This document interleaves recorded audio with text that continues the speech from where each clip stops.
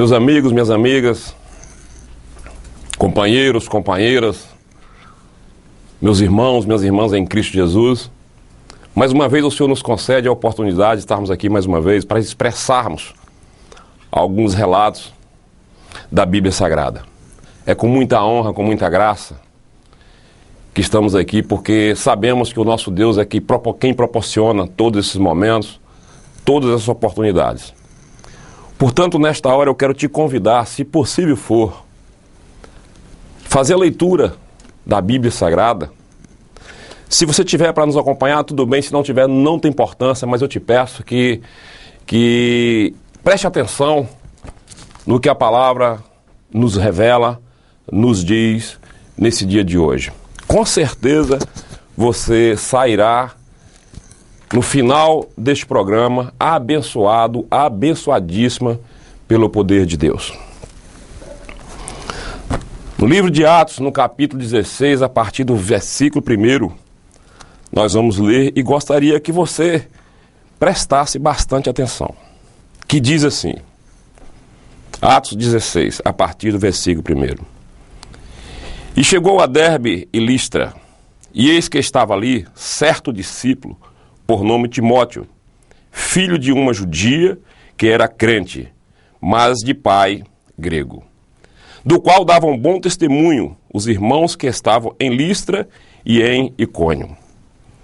Paulo quis que esse fosse com ele, e tomando-o circuncidou, por causa dos judeus que estavam naqueles lugares, porque todos sabiam que seu pai era grego.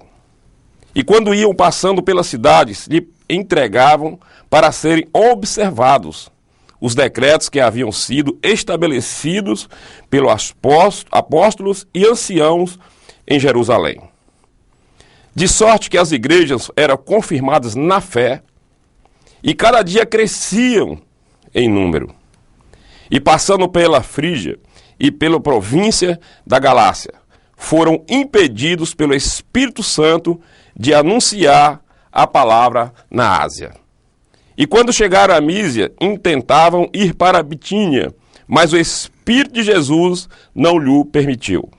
E tendo passado por Mísia, desceram a Troade. E Paulo teve de noite uma visão, em que se apresentou um varão da Macedônia, e lhe rogou, dizendo, passa a Macedônia e ajuda-nos. E logo depois dessa visão, procuramos partir para a Macedônia, concluindo que o Senhor nos chamava para lhe anunciarmos o Evangelho. E navegando de Troade, fomos correndo em caminho direito para a Somotrácia, e no dia seguinte para Neápolis, e dali para Filipos, que é a primeira cidade dessa parte da Macedônia, e é uma colônia, e estivemos alguns dias nessa cidade. E no dia de sábado saímos fora das portas para a beira do rio, onde julgávamos ter lugar para oração, e assentando-nos falamos às mulheres que ali se ajuntaram. E uma certa mulher chamada Lídia, vendedora de púrpura da cidade de Tiatira, e que servia a Deus, nos ouvia, e o Senhor lhe abriu o coração para que ela estivesse atenta ao que o Paulo dizia. E depois que foi batizada, ela e a sua casa nos rogou, dizendo, se haveis julgado que eu seja fiel ao Senhor, entrai em minha casa e ficai ali. E nos constrangeu a isso. E aconteceu que, indo nós à oração, nos saiu ao encontro uma jovem que tinha espírito de adivinhação, a qual, adivinhando, dava grande lucro aos seus senhores. Eu gostaria que você prestasse mais atenção a partir desse versículo 16, que nos fala muito e nos chama a atenção em várias situações que ocorrem hoje no meio do Evangelho. E aconteceu que, indo nós à oração, e saiu ao encontro uma jovem que tinha espírito de adivinhação, a qual, adivinhando, dava grande lucro aos seus senhores. Essa, seguindo a Paulo e a nós, clamavam dizendo, esses homens que nos anunciam o caminho da salvação são servos dos Deus Altíssimos. Mesmo essa mulher, não sendo de Deus, não está possuída do Espírito Santo, ela confirmava que Paulo e os seus seguidores eram homens de Deus. Interessante, mas é mais pura verdade. Isso fez ela por muitos dias, mas Paulo, perturbado, voltou-se e disse ao Espírito, o Espírito que estava nela: em nome de Jesus Cristo, te mando que saia dela. E na mesma hora saiu. E vendo seus senhores que a esperança do seu lucro estava perdida, prenderam Paulo e Sila e os levaram à praça à presença dos magistrados. E apresentando-os aos magistrados, disseram: esses homens, sendo judeus, perturbaram a nossa cidade e nos expõem costumes que não nos é lícito receber nem praticar, visto que somos romanos. E a multidão se levantou unida contra eles, e os magistrados, rasgando os vestidos, mandaram açoitá-los com varas. E, havendo-lhes dado muitos açoites, os lançaram na prisão, mandando o carcereiro que os guardassem em segurança. O qual, tendo recebido tal ordem, os lançou no cárcere interior e lhe segurou os pés no tronco. E perto da meia-noite, Paulo e Silas oravam e cantavam hinos a Deus, e os outros presos os escutavam. E de repente sobreveio um tão grande terremoto, que os alicerces do cárcere se moveram, e logo se abriram todas as portas, e foram soltas as prisões de todos. E acordando o carcereiro e vendo abertas as portas da prisão, tirou a espada e quis matar-se, cuidando que os presos já tinham fugido. Mas Paulo clamou com grande voz, dizendo: não te faças nenhum mal, que todos aqui estamos. E pedindo luz, saltou dentro, e todo trêmulo se prostrou ante Paulo e Silas. E tirando-os para fora, disse: senhores, que é necessário que eu faça para salvar-me? E eles disseram: crer no Senhor Jesus Cristo, e serás salvo, tu e a tua casa. E lhe pregaram a palavra do Senhor, e todos que estavam em sua casa. E tomando-os, ele consigo naquela mesma hora da noite, levou-los aos vergões, e logo foi batizado, ele e todos os seus.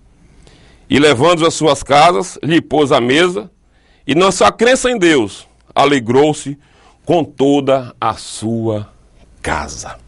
Graças a Deus. Esse texto ele nos ensina, esse texto ele nos exorta, esse texto ele nos chama a situação para diversas situações em nossas vidas. A primeira coisa que eu aprendo nesse texto é acerca da coragem daqueles que um dia foram chamados pelo Senhor para uma tão grande e bela obra, a obra de evangelização, a obra de anunciar as boas novas. Entenda você que quando somos chamados, somos também capacitados pelo próprio Deus. Você vê que no texto, Paulo e Silas, pelo simples motivo de ter expulsado um demônio que havia de uma mulher, que a usava para a adivinhação, eles simplesmente foram açoitados, foram presos, lançados em prisões. Mas o Senhor esteve com Paulo e Silas em todo o tempo. O Senhor não os abandonou. O povo, o pavor daquele povo não os intimidou. Ele continuou marchando, crendo que Jesus Cristo, de fato, é o seu Senhor. E observe bem que o próprio Deus se incumbiu, providenciou de soltá-los. A Bíblia diz que houve uma noite um grande terremoto, um grande trovão, as cadeias se abriram. A palavra diz que o carcereiro se apavorou e quis se matar, porque ele entendia que aquele Paulo e Silas haviam fugido juntamente com todos os outros presos. Mas o povo de Deus faz diferente. O povo de Deus não se amedronta, o povo de Deus não fica fascinado com tais coisas, porque ele já está acostumado com a presença do Senhor em suas vidas constantemente, diariamente, dioturnamente. É isso que a palavra nos relata, é isso que a Bíblia nos diz. E a Bíblia diz que também que todas as coisas cooperam para o bem do que ama Deus. Vejam bem que tudo isso aconteceu para quê? Para que salvasse aquele carcereiro e juntamente com ele toda a sua família.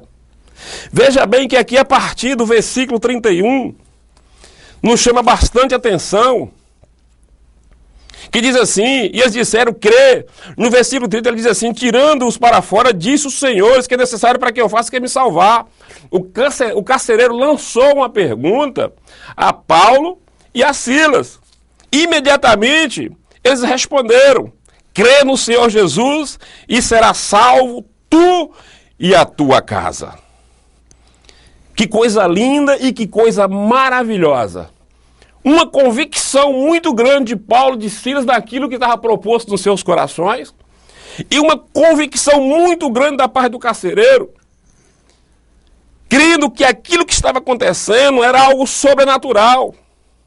Ele entendeu de coisas comuns e naturais jamais poderia levar aquela situação naquelas circunstâncias. O próprio Deus, ele entendeu que o próprio Deus se encarregou de soltar aqueles dois homens. Entendo eu que aquele carcereiro deve ter ficado maravilhoso, como disse a palavra, trêmulo.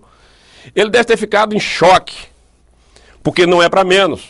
O sobrenatural de Deus é algo tremendo, maravilhoso, e que de fato nos chama muito a atenção.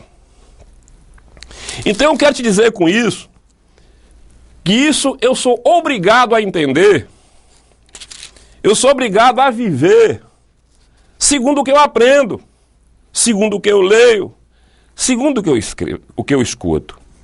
Veja bem no versículo 31, crê no Senhor Jesus e será salvo tu e a tua casa. Então eu vejo que não há mistério de seguir a Jesus. Não há dificuldades em crer que Jesus Cristo é o Senhor e que através dele a promessa de vida eterna. Isso nos chama a atenção e deixa bem claro através desse relato. Eu entendo com isso que isso é um chamado pessoal. E naquele momento era exatamente um chamado para aquele carcereiro. Porque a gente sabe que o chamado ele é pessoal, ele pode ser universal.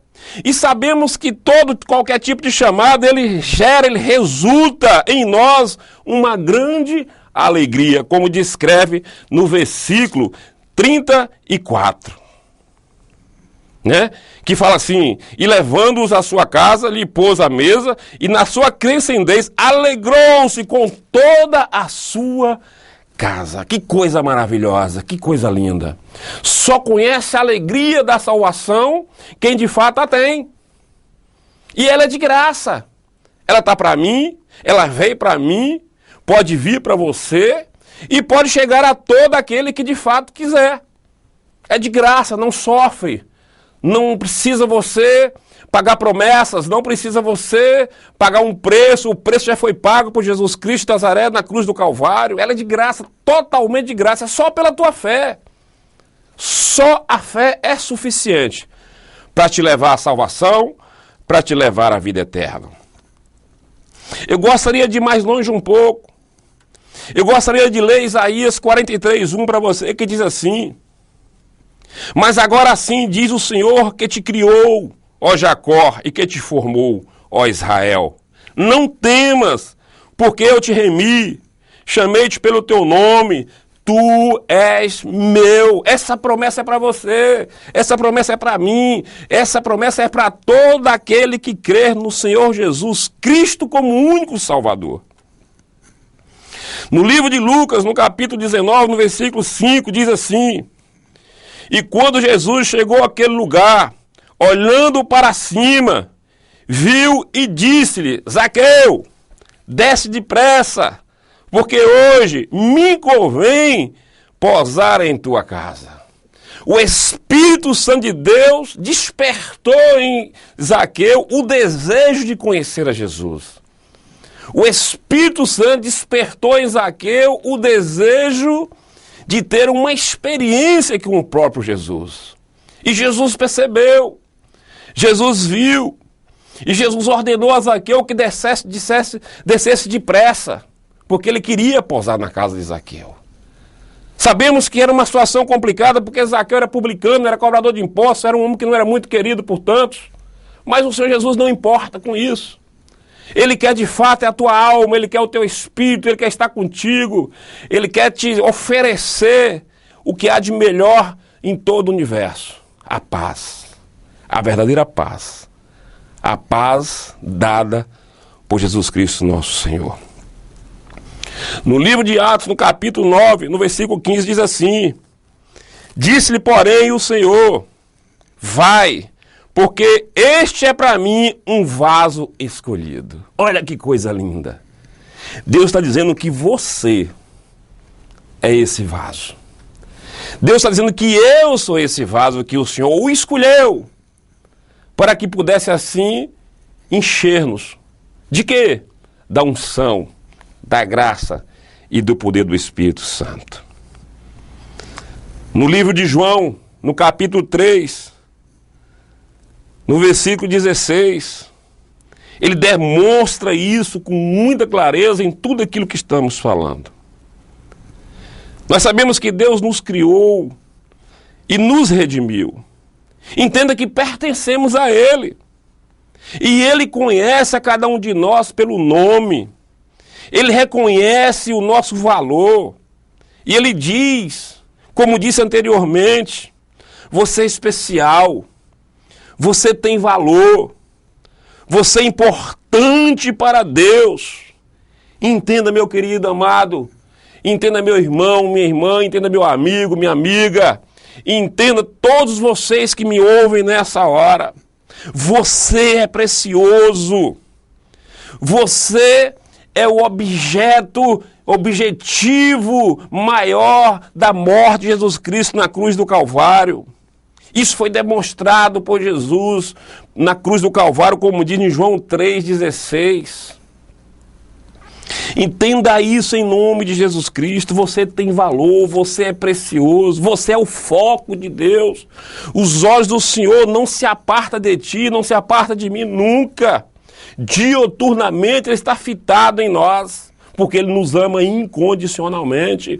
Não importa o tamanho do teu erro, não importa o tamanho do teu pecado, não importa o tamanho da tua enfermidade, não importa da sua situação financeira. Não, Jesus não está olhando para isso, Ele não está preocupado com isso. A preocupação do nosso Jesus é um dia você estar morando com Ele definitivamente nas mansões celestiais.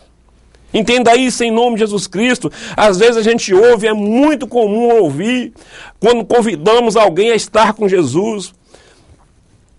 As pessoas geralmente dizem, não, deixa eu melhorar, deixa eu parar de fumar, deixa eu parar de beber, que eu vou um dia estar na igreja com você, vou conhecer Jesus. Eu falei, não, meu querido, não é assim. Jesus diz assim, vinde como estais. Ele que nos limpa, Ele que nos purifica de todo o pecado. É Ele. É só Ele. Somos limitados. Ai de nós se não fossem as misericórdias de Deus. São as suas misericórdias que nos sustenta e que nos garante vida eterna. Eu gostaria que você entendesse isso com muito calor, com muito fervor, e não apartasse de você essa anunciação que está sendo feita aqui hoje. Nesse dia eu fui levantado para chamar a tua atenção pelo Espírito Santo de Deus, você que me ouve e que me assiste nessa hora. Conheça Jesus. Eu não estou te chamando a uma religião, não é o nosso propósito. Eu não estou te chamando a uma igreja que faz barganha com seu dinheiro, não é o nosso propósito. Queremos apenas te apresentar um plano de salvação. Um plano que a Bíblia garante morada nas mansões celestiais e que você não vai morrer jamais. Entenda isso em nome de Jesus Cristo. Vivemos a palavra e a palavra nos alimenta. Então entenda que nessa hora, nesse dia, nesse exato momento, você está sendo convidado de honra por Jesus Cristo a estar com Ele. Entenda que Ele nos oferece descanso, Ele nos oferece satisfação e tranquilidade. A Bíblia diz que em Jesus há descanso. Cristo é a solução. Eu vou ler para você em Mateus 11, 28. Deixa eu ver aqui, abrir minha Bíblia. Em Mateus 11, 28. Que diz assim. Mateus 11, 28. Para confirmar o que eu acabei de te dizer. Jesus diz assim. Vinde a mim, todos os que estáis cansados e oprimidos, e eu vos aliviarei. 29, tomai sobre vós o meu jugo e aprendei de mim, que sou manso e humilde de coração, e encontrarei descanso para as vossas almas, porque o meu jugo é suave e o meu fardo é leve. Com isso eu entendo que não existe lugar melhor do que estar com Jesus Cristo de Nazaré. Ele é o nosso Rei, Ele é o nosso Redentor. Ele vive, Ele está no meio de nós. E Ele tem em todo o tempo intercedido por mim e por você, clamando a nossa salvação. Tem nos convidado em todo o tempo. Temos que entender que a salvação é de maneira muito simples. É apenas pela fé. Se você de fato crê que Jesus Cristo é o Senhor, confessá-lo, seguir as doutrinas bíblicas, batizando, fazendo parte da grande ceia junto com os santos da igreja, você estará simplesmente obedecendo aquilo que o Senhor nos ordenou. Isso não é uma doutrina de uma igreja.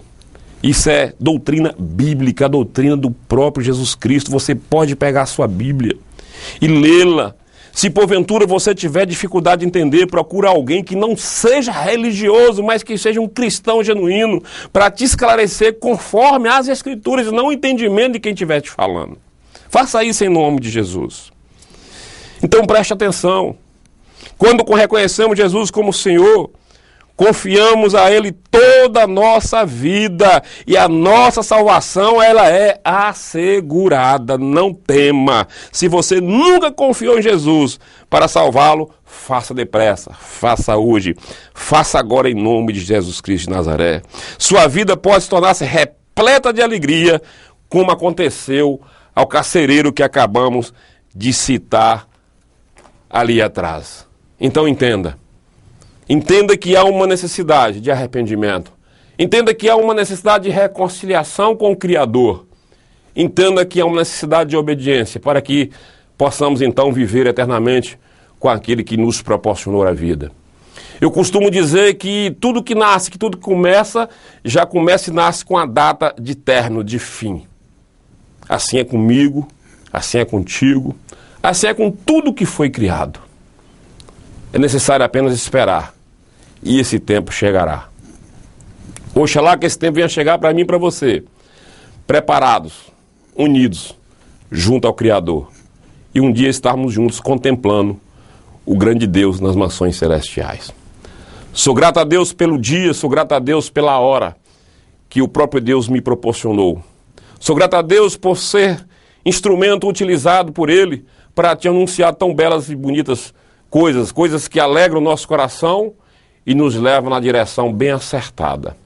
Portanto, nesta hora eu quero apenas, para finalizar, fazer uma oração contigo. Se possível, feche teus olhos, eleve teu pensamento aos céus e contemple Deus nessa hora. Senhor, meu Deus, meu Pai, nessa hora, eu quero, meu Senhor e Deus, te glorificar. Eu quero, meu Deus, te agradecer por todos os benefícios que o Senhor tem lançado sobre as nossas vidas. Muito obrigado, meu Deus, pelo teu Filho Jesus Cristo enviado na cruz para me salvar toda a humanidade. E te peço perdão, Deus, pelas nossas omissões. Te peço perdão, meu Senhor, por tudo aquilo que fizemos ou deixamos de fazer que não te agradou. Eu te peço, meu Senhor e Deus, em nome do teu Filho amado Jesus Cristo, que vai de encontro agora, Pai Santo, a todas as pessoas que estão nos ouvindo nessa hora, levando o consolo, o descanso, a paz, tão prometida na tua santa e gloriosa palavra. Te convido, Espírito Santo, a permanecer em nós, porque segundo a tua palavra, nos afirma que nós somos o templo e a morada desse Deus grandioso, o Espírito Santo de Deus. Que Deus abençoe em nome de Jesus Cristo. Amém e amém. Querendo aproveitar o ensejo e a oportunidade, quero mais uma vez clamar, quero mais uma vez te pedir. Quero te pedir que venha nos ajudar a dar continuidade a uma belíssima obra que se iniciou há 7 anos atrás no município de Nanuque, Minas Gerais. Por que houve necessidade dessa obra ter iniciada e por que demora tanto em ser concluída? Veja bem, Deus colocou em nossos corações um desejo muito grande de socorrer vidas. Porque eu entendo, segundo a palavra, que todo homem é passível à regeneração. Todo homem pode ser mudado, transformado, é necessário apenas ele querer, como você acabou de ouvir na palavra. Crendo nisso, caminhei nessa direção. Eu caminhei juntamente com outros irmãos em Cristo a levantarmos nesse município uma casa de recuperação para viciados, drogados, químicos, alcoólicos, enfim, todos aqueles que necessitarem de um socorro. E começamos. Começamos há 7 anos atrás, estamos bem avançados para a glória do Senhor. Fizemos isso porque há tempos atrás nós tínhamos dificuldades, que as pessoas nos procuravam e tínhamos que deslocar da nossa cidade a 100, 200, 300, até 500 quilômetros para internarmos pessoas que estavam sofrendo desse mal. Começamos então aqui essa obra, mas nos deparamos com uma dificuldade muito grande, dificuldade financeira. Temos pedido, temos clamado. Fazemos isso porque amamos a Jesus Cristo, porque cremos na sua palavra e cremos na restauração do homem. E eu te convido a nos ajudar, nos ajuda em nome de Jesus. Sua ajuda é toda ajuda que você nos enviar, ela é válida. R$5, R$10, R$20, o que Deus propuser no seu coração. Você não está ajudando a Vanderlão, o pastor Vanderlão, você não está ajudando a Paulo. Você está ajudando a obra do Senhor, que é salvar uma vida que está perecendo, sujeita ao inferno. Por isso caminhamos nessa direção e insistimos tanto em te pedir ajuda. Faça isso em nome de Jesus, nos procure, nos doando. Se não tiver nada para doar, ajude-nos a andar, prosseguir, porque às vezes ficamos tristes, porque deparamos com uma situação difícil. Mas se porventura você também quiser conhecer essa casa, nos procure, estamos dispostos a te levar a ajudar. Vocês que são autoridades municipais, estaduais, federais, que estiver ouvindo nessa hora esse programa, nos ajude em nome de Jesus Cristo. Você estará ajudando não a mim, mas a obra de Deus. Esse centro de recuperação já tem recuperado vidas, pais de famílias, senhores, que hoje voltou para a sociedade, reabilitado, já estão trabalhando, vivendo dignamente com a sua esposa e seus filhos. Seria muito importante que você pudesse participar e ver que o que estamos falando é a mais pura verdade. Por isso eu te peço mais uma vez, nos ajude a ajudar. Nos ajude a servir de quem de fato precisa ser servido. Esteja certo de que o Senhor não fica devendo nada a ninguém. Que Deus possa estar te abençoando e que você possa ter entendido a nossa mensagem. Se porventura você quiser nos procurar, a mim é mais difícil, porque estamos constantemente viajando, mas nós temos o nosso presidente do Instituto Servir, que é Paulo ali da PCDECO. Ele constantemente, a qualquer hora do dia que você for no seu estabelecimento comercial, que é na Avenida Mucuri, você vai encontrá-lo. Expresse através da sua ajuda o amor por Jesus, o amor por essas pessoas que de fato precisam ser ajudadas. Que Deus abençoe vocês, um forte abraço, um beijo no coração e que a graça e a paz do nosso Senhor e Salvador Jesus Cristo possa estar se estabelecendo em ti, não somente para agora, mas por todo o tempo em que você viver. Que Deus abençoe e até a próxima em nome de Jesus.